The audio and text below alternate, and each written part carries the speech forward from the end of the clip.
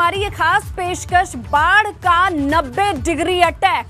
जी हां, 90 डिग्री का मतलब साफ है कि लगभग यूपी के 1/4 हिस्से को बाढ़ ने अपने चपेट में ले लिया है। हालात डराने वाले हैं। ना ग्रामीण इलाके इससे बचे हैं, ना ही शहरी क्षेत्र में किसी तरीके की राहत नजर आती है। साफ शब्दों में कह दें तो पूर्वांचल बुंदेलखंड में कुदरत के कहर से त्राहिमाम मचा है। इस हाहाकार ने लोगों को उनके घर को, आशियाने को छोड़ने पर मजबूर कर दिया है। आप पलायन की इन तस्वीरों को देखकर अंदाजा लगा पाएंगे कि इन लोगों पर क्या बीत रही होगी। अपनी मेहनत से तिनका तिनका जोड़कर बनाया आशियाना छोड़ना क्या होता है, ये इनको पता चल रहा होगा। इन पर क्या गुजर रही होगी, क्योंकि मवेशी, पशु पक्षी सब अपने आशियाने में रहना चाहते हैं, सुरक्षित रहना चाहते हैं। वो भी इतनी आसानी से अपना घर नहीं छोड़ते, लेकिन यहाँ बाढ़ के तांडव ने लोगों को गांव ही गांव छोड़ने पर मजबूर कर दिया है। हालात ऐसे हैं कि जिंदगी बचाने के लिए बस जैसे तैसे करके घर से निकल पड़े हैं। देखिए इन तस्वीरों को। आपके सामने टीवी स्क्रीन पर 3 तस्वीरें हैं। गाजीपुर के कई इलाकों में गंगा का जल स्तर बढ़ जाने की वजह से हाहाकार है। कई गांव ऐसे हैं जो लोग अपना ठिकाना छोड़कर बस जिंदगी बचाने के लिए निकल पड़े हैं। सुरक्षित जगहों पर बस पहुंच जाएं, यही मकसद है। यहाँ ना तो प्रशासन, ना ही ग्राम प्रधान इनके पास अगर जाएं, इनका दर्द जानेंगे तब आपको पता चलेगा कि पलायन करने की मजबूरी क्या होती है। बलिया के छपरा गांव की बात कर ले, तबाही से हाहाकार है। उधर फतेहपुर में यमुना नदी में बाढ़ का आलम यह है कि कस्बों में कई किलोमीटर तक पानी ही पानी नजर आएगा।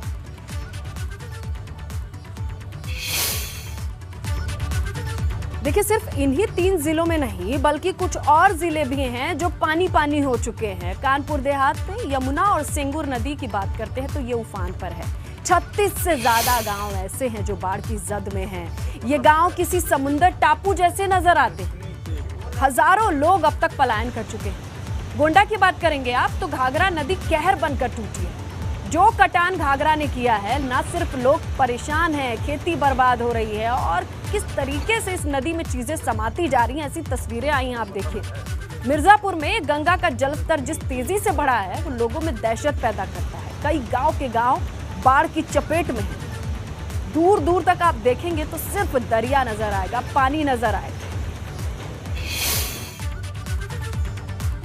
अच्छा, सिर्फ देहात इलाके ही नहीं है, गांव ही नहीं है, बदहाली से विकासशील शहर भी नहीं बच पाए हैं। संगम नगरी हो, काशी हो, हर जगह जल प्रहार से हाहाकार है।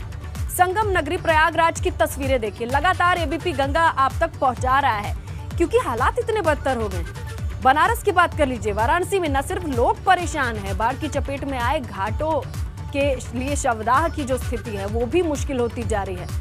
तस्वीरें सहारनपुर से कम डराने वाली भी नहीं है। नदियों का उफान लोगों के बीच में दहशत पैदा करने के लिए काफी है। तो देखिए, सिर्फ गांव ही नहीं, शहरों तक भी ये पानी पहुंचा है और लोगों के लिए डर की स्थिति है। जहां पानी पहुंचा है वहां तो लोग परेशान हैं, लेकिन जो सुरक्षित भी हैं उन्हें भी इस बात का पता नहीं कि कब उनके भी दरवाजे तक पानी पहुंच जाए और जो परेशानी है वो उनके सामने आकर खड़ी हो जाए, ये नहीं पता है लोगों को।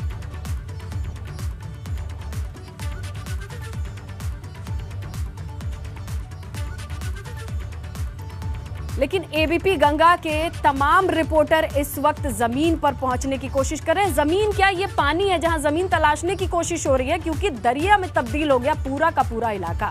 मोहम्मद मोइन प्रयागराज से हैं, रतीश हैं कानपुर से और नीतीश है हमारे साथ काशी से, वाराणसी से। हर जगह से जैसी तस्वीरें आ रही हैं, देख के डर लग रहा है कि किस तरीके से लोग गुजर बसर कर रहे होंगे। वाराणसी से शुरुआत करते हैं, काशी से शुरुआत करते हैं। बताइए नीतीश, कहाँ हैं आप, क्या स्थिति है? मारुति नगर इलाके में है हम स्नेहलता और स्थिति आपके सामने है। चारों ओर आपको जल ही जल दिखाई देगा, हर ओर जलमग्न काशी दिखाई देगी और लोग परेशान हाल उस जल जमाव से जूझते हुए दिखाई देंगे। कहीं इन्हें राहत मिलती हुई नजर नहीं आ रही है। स्नेहलता, हम एक घर के पास मौजूद हैं और आज उस घर के भीतर जाकर उसके टॉप फ्लोर से इस पूरे बाढ़ के दृश्य को हम आपको दिखाएंगे और बताएंगे कि आखिर किस तरह से ये पूरा इलाका बाढ़ की त्रासदी को झेल रहा है, कितनी परेशानी है, किस कदर परेशानी है, इसको हम दिखाएंगे। आप देखिए, ये घर है और ये घर की गैलरी है। इसमें उतरने के लिए हम आगे बढ़ते हैं। यहाँ पर पानी के देखिए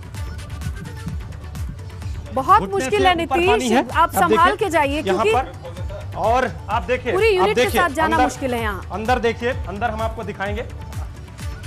आप देखिए यहाँ पर अंदर कैमरा पर्सन से कहेंगे थोड़ा संभल के अंदर आए। और अंदर हम ये देखिए, ये सीढ़ियाँ हैं, घर की ये सीढ़ी है और इन सीढ़ियों पर आने के साथ ही जो पानी है वो ऊपर, और इस घर की छत से हम आपको दिखाते हैं कि आखिर इस पूरी कॉलोनी का हाल क्या है और इस पूरी कॉलोनी को बाढ़ ने किस तरह से अपनी चपेट में ले रखा है।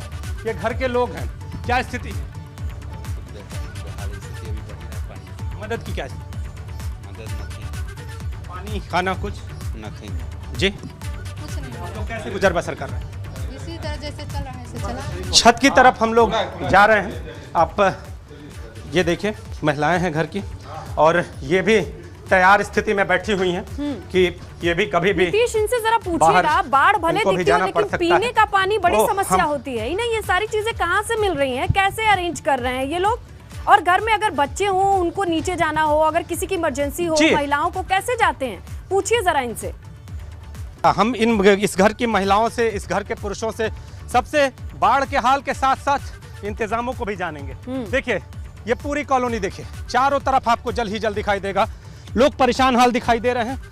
अपने घरों के छत पे लोग शरण लिए, जो अपने दूसरे तीसरे तल पे हैं वो शरण लिए हुए हैं। आपसे जानेंगे, बाढ़ तो है, इंतजाम किस तरह के? इंतजाम तो कुछ नहीं है। आज एक और वोट आया नहीं, उसके बाद नहीं आया था।